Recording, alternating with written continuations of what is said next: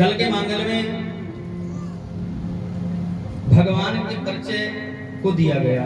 भगवान क्या करते हैं, भगवान साकार हैं या निराकार हैं, और निराकार हैं तो उनके स्वरूप कितने हैं। तो 3 स्वरूप बताए गए, सत्य, चित और आनंद, जो भगवान निराकार स्वरूप में संसार में खुले में रह रहे हैं।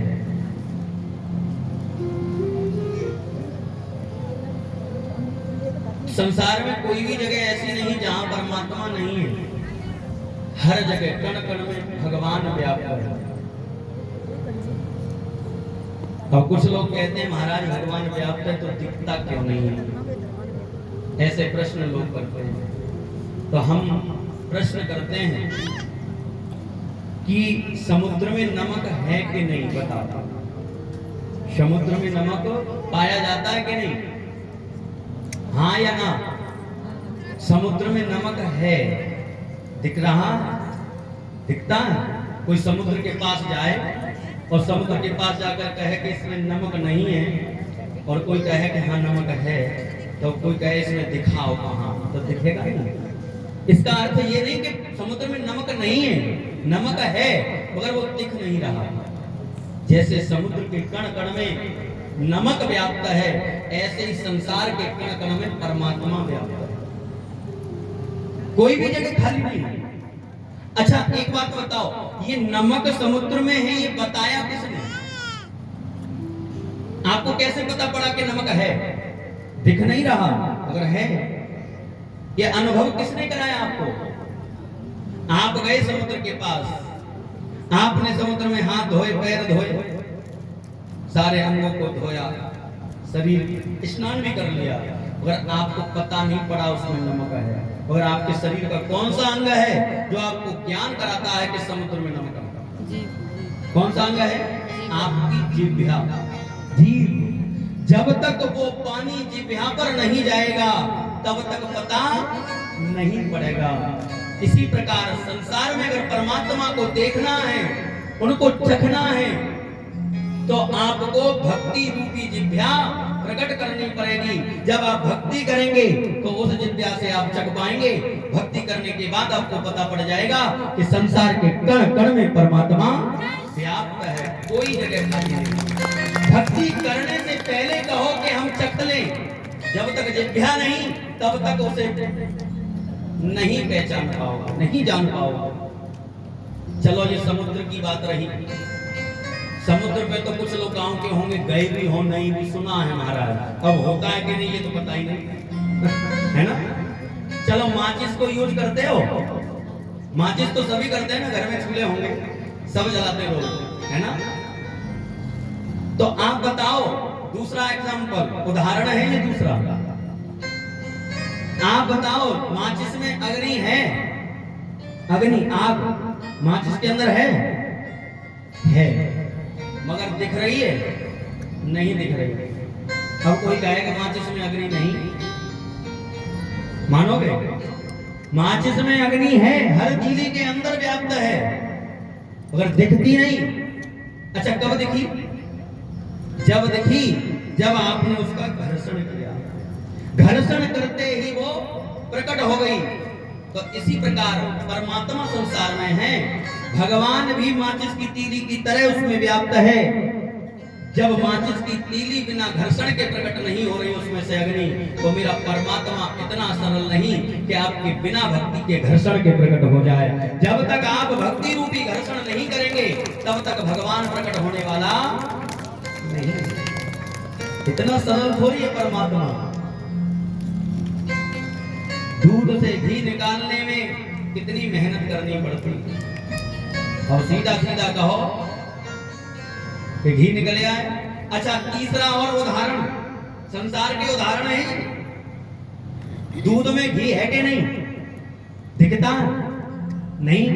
अब कोई कहे इसमें घी नहीं, पर उसके लिए भी आपको मेहनत करनी पड़ेगी, मंथन करना होगा उसका।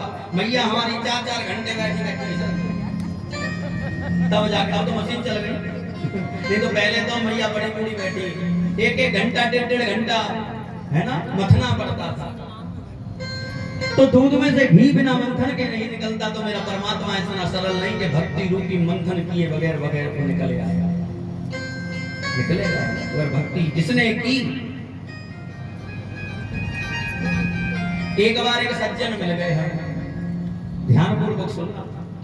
बोले महाराज हम नहीं मानते कि भगवान है, हम तो जिसका अनुभव करते हैं ना, जिसको हमने अनुभव किया हो, जिसको हमने खुद आजमाया हो, उस चीज पर हमें विश्वास है। कहने वाली बातों पे कहां विश्वास है? परमात्मा नहीं है। हमने कहा अच्छा तुम अनुभव करते हो, उन बातों में विश्वास करते हो? इनकी हाँ। इनकी तो फिर तुमने ये बताओ, जहर कभी खाया? जहर का कितनी बार खाया आपने? जहर क्या करता कि हमने जहर नहीं खाया, वो मारने का काम करता। जिंदगी तुमने कितनी बार अनुभव करके देखा कि वो मारता? कि नहीं महाराज हमने खा के नहीं देखा, कई लोगों ने खाया और वो मर गए। और वैद लोग कहते हैं, उसमें लिखा है वैदों ने कि जहर मार देता, तो किताबों में पढ़ा है। और कुछ लोगों ने खाया जिससे वो मर गए, तो हमें उनसे पता है कि ये मारने का काम करता है। तो यही चीज हमने कही, हमने की तुम्हें जैसे अनुभव ये किताबों से और किसी ने खाया उससे पता पड़ा कि जहर मारने का काम करता है, ऐसे ही हमने परमात्मा को गुरु, जो वेद रूपी गुरु हैं, उनके मुखारविंद द्वारा सुना और ग्रंथों के द्वारा पढ़ा। और कुछ लोगों ने इनका नाम भजा, जो इनका नाम भज करके तर गए। इसलिए भगवान तारने का काम करते परमात्मा है। हमने भी देखा है और पढ़ा है और वेद रूपी गुरु के मुखारविंद द्वारा सुना। तो जब तक आप विश्वास नहीं करोगे तब तक परमात्मा कहीं नहीं है। प्रेम हरि व्यापक सर्वत्र समाना, और प्रेम प्रकट हो ही नहीं जाना। भगवान प्रेम से प्रकट होते हैं। जब कोई प्रेम करता दौड़े चले आते हैं। तो भगवान हर जगह निराकार रूप में रहते हैं। अच्छा अब प्रश्न ये उठता है महाराज, अगर भगवान एक है, निराकार है, तो फिर ये इतने कैसे हो गए, इतने अनेक कैसे हो गए? अच्छा हमारी आवाज बाबूजी पीछे आ रही है? आज क्लियर मिल रही है आपको आवाज? तो अब प्रश्न ये उठ रहा है कि भगवान एक है, निराकार है, फिर ये साकार होकर इतने रूप धारण करके कैसे आ गए? ये कौन है? तो देखिए आइए हम समझते हैं, एक से भगवान अनेक कैसे हुए और निराकार से साकार कैसे हुए, इस बात को समझिए ध्यान पूर्वक। एक एक बात को जहन में रखिएगा, ध्यान में।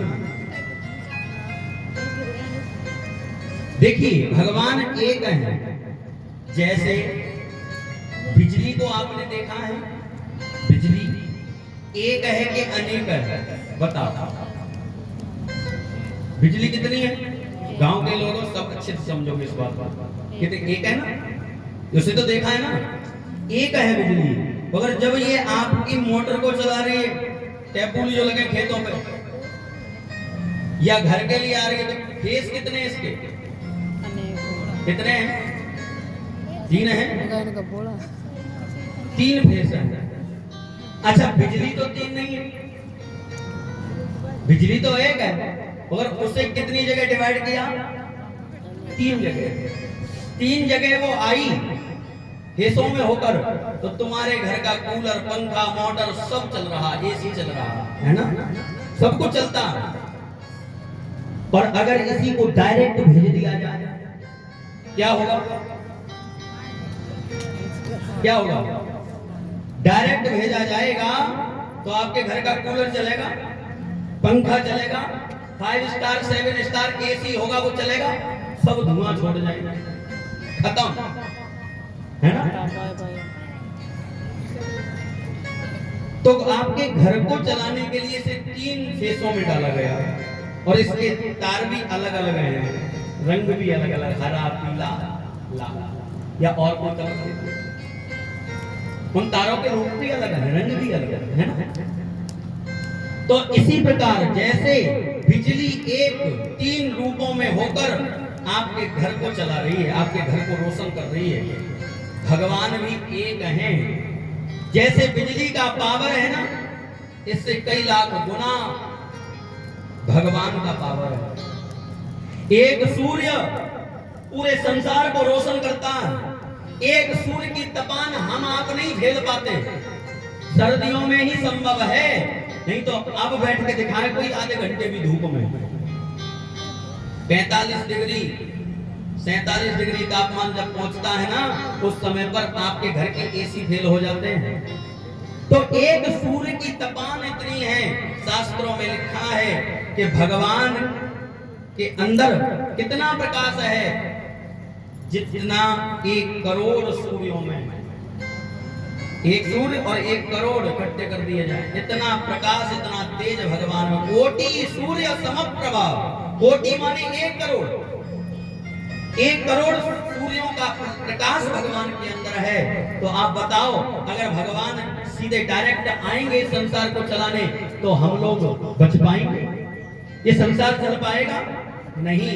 इसीलिए भगवान ने संसार को चलाने के लिए 3 रूपों को धारण किया, ब्रह्मा, विष्णु और महेश। इन तीनों रूपों में आकर भगवान ने पहले ब्रह्मा जी बनकर सृष्टि का निर्माण किया, उसके बाद विष्णु बनकर पालन किया, और इसके बाद में महादेव बनकर संहार किया। जैसे तुम्हारे घर में बिजली चल रही है, ऐसे भगवान घर की तरह संसार को 3 रूपों में आकर चला रहे हैं। सब आया समझ में?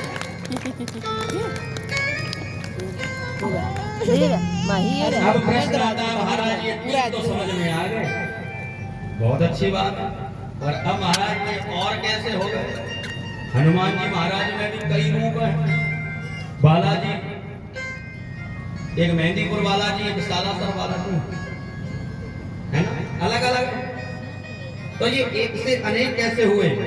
अब इसे समझिए, ये आपके प्रश्नों को उत्तर दे रहा हूं। देखिए, अब पानी से समझेंगे इस बात को। पानी देखा, पानी रोज पीते हैं, अभी तो दिन में 4 बार भी पीना पड़ रहा होगा। तो आप बताओ, पानी साकार है या निराकार है?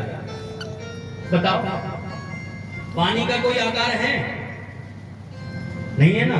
पानी निराकार होता, उसका कोई आकार नहीं। ऐसे ही भगवान का कोई आकार नहीं, भगवान भी निराकार है। हाँ, पानी ने आकार धारण किया। कब किया? पानी कब आकार धारण करता है? जब आप उसे फ्रिज की संगति देते हैं। फ्रिज में रखा, क्या बना? बर्फ। हाँ या ना? बर्फ बना, आकार में आ गया। अच्छा, उसने आकार कैसा धारण किया? जैसा आपने पात्र रख दिया। आकार की अपनी मर्जी से नहीं लेगा, पानी आकार वही लेगा जैसा आप पात्र रख देते हैं। आप गिलास रखेंगे तो गिलास बनेगा, आप बोतल रखेंगे तो बोतल बनेगा, आप कटोरी रखोगे तो कटोरी बनेगा, डिजाइन वाली रखोगे तो डिजाइन में आएगा। जैसा पात्र होगा वैसा पानी रूप धारण कर लेगा। ऐसे ही भगवान है। भगवान के अनन्य भक्त हुए, और जिस भक्त ने अपनी भक्ति रूपी फ्रिज में जैसा पात्र रख लिया, सबरी ने भगवान राम का पात्र रखा। गुरुजी कह गए, सबरी तेरे राम आएंगे। भगवान राम का अवतार थोड़ी हुआ था तब तक, जब कहा था।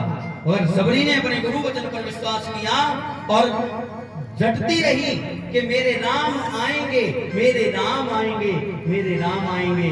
और उस भक्त ने जब भक्ति रूपी फ्रिज में राम का पात्र रखा, तो भगवान को राम अवतार धारण करके आना पड़ा।